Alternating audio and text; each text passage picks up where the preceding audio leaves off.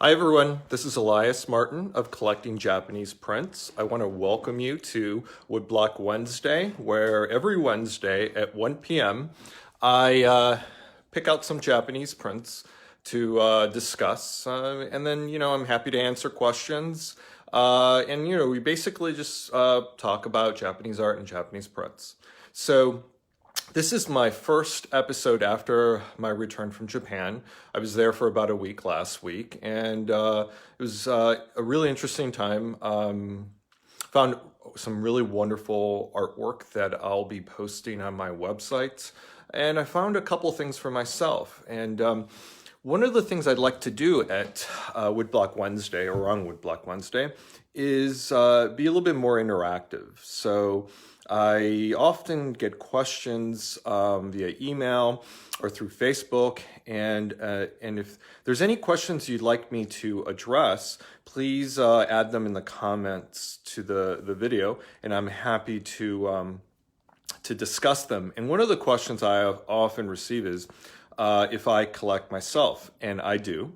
And I often get questions about what I might collect. And so on this particular trip, I picked up a couple prints that I'm going to keep, at least for now.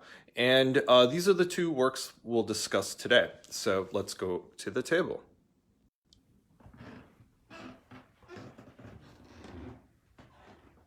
So I picked up two woodblock prints for myself on this trip. And this is a woodblock print by Ken Tagawa. This was done in the late 50s, 1959.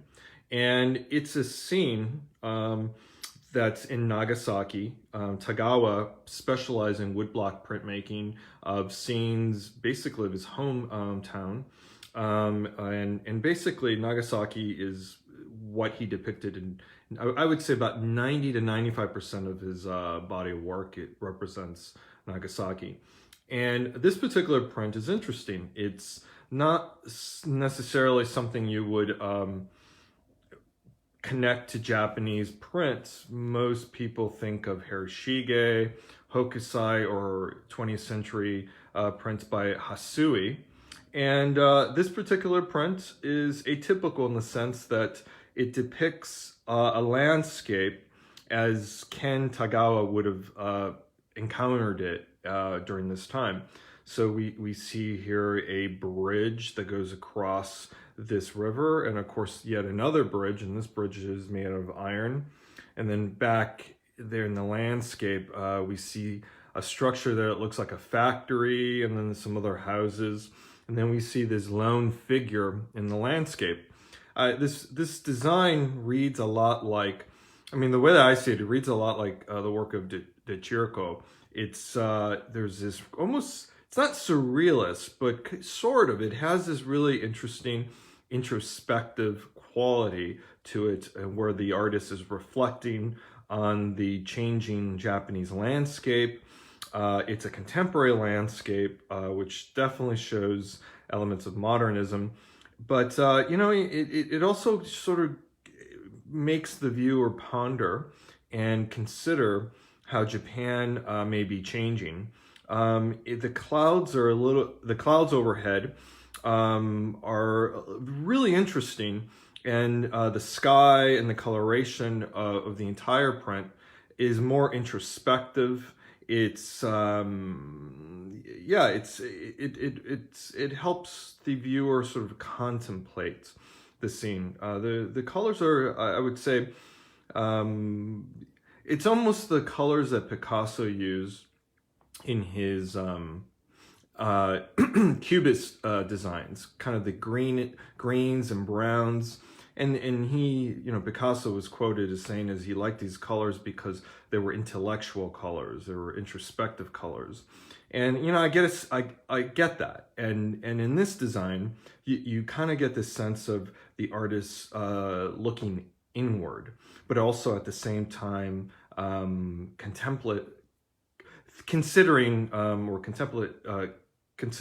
the landscape, maybe perhaps as a reflection of modernity or his own sort of state of mind. So I'm just going to back up a little bit and so you could see the design.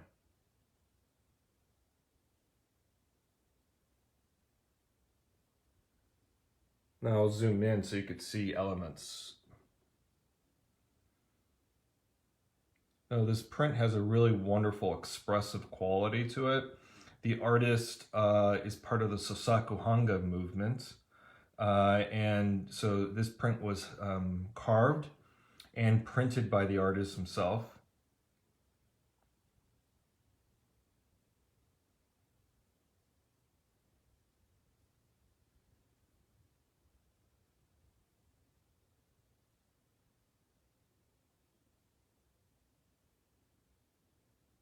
Yeah, so this is a really neat print and one that I picked up my just last trip to Japan.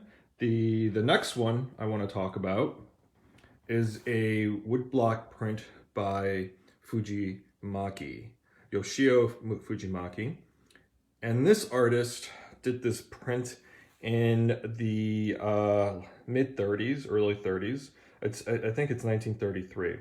The artist actually died in 1934, and he died really young. I think he was in his mid 20s. I would say maybe 19. He was he was about 19. He was 24. Yeah, 24. So it's unfortunate that he died so young, but he left us a really interesting body of work nonetheless. And in this print, it's also a poster. It's a poster for an exhibition of his work and some of his colleagues. And Fujimaki was really fascinated by the modern landscape in Tokyo.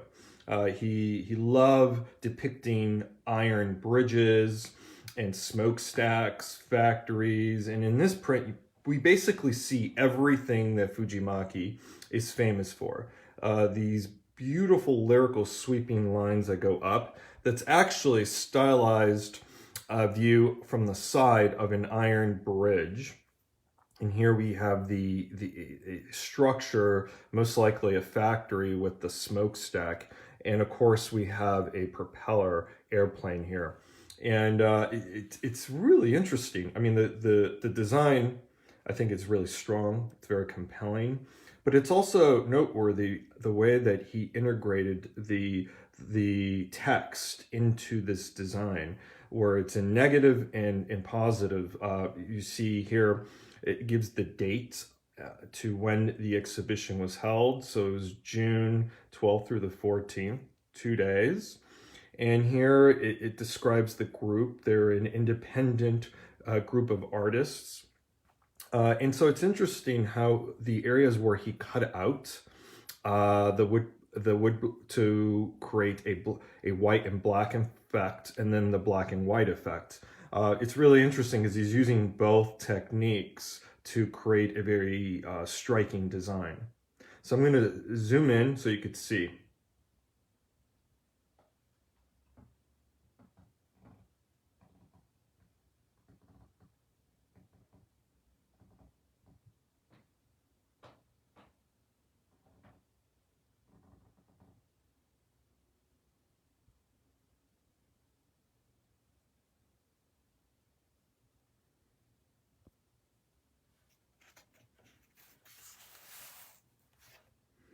Yeah, I think both of these two prints, I'll move back a little bit so you can see, both of these two prints, maybe I won't be able to get them both side by side, but these two prints really speak to the Sosaku-hanga movement, a movement where artists were interested in depicting scenes in woodblock prints that captured their own interest and attention, that depicted their own lives. Whereas the Shinhanga movement, these artists were hired by a publisher to produce specific designs that catered to a clientele. And in these two prints, the clientele, really the artists were producing artwork for themselves, particularly Fujimaki, though he did have a circle of collectors around him. Really, he was a amateur artist in a truest sense of the word. He depicted what he wanted to capture in woodblock prints, and he had a day job. And Ken Tagawa, at the beginning of his career, also had a day job and produced prints that satisfied his own artistic interests. And then, that would be in the evening, and during the day, he'd go to work. And so both of these artists here were producing artwork for themselves. Originally, of course, Tagawa got a larger following towards the end of his career. But at this point in time, for both designs, these reflect more the interest of the artists themselves, which I find really interesting. I always like to consider artwork and even collect artwork that reflects more the artist's own sort of temperament, their own experience in Japan. And both of these artists really depict their surroundings. They're quite they're quite fair with what they're dealing with, in the sense that they're depicting what they saw. Now, granted, it's through the filter of their own artistry and how they want to depict what they're seeing and experiencing, but nonetheless, they're showing the viewer what they were seeing in Japan in real time for them.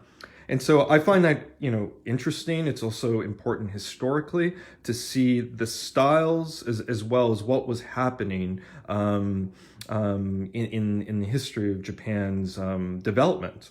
So it's really been a pleasure to show both of these works with all of you. And I wanted to point out that Woodblock Wednesday happens every Wednesday.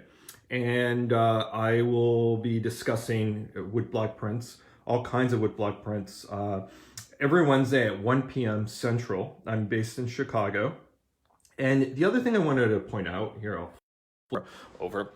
The other thing I wanted to point out is that starting next week, I'm going to start doing the live videos through the Collecting Japanese Print Facebook site. So this is my private account, which I share and link to the other sites, but I'll start doing the live feed actually through Collecting Japanese Prints. So if you enjoy these videos, please like us on Facebook and follow us, and then we'll continue doing what we do. So thank you so much for joining me, and I look forward to seeing you next week. Thanks.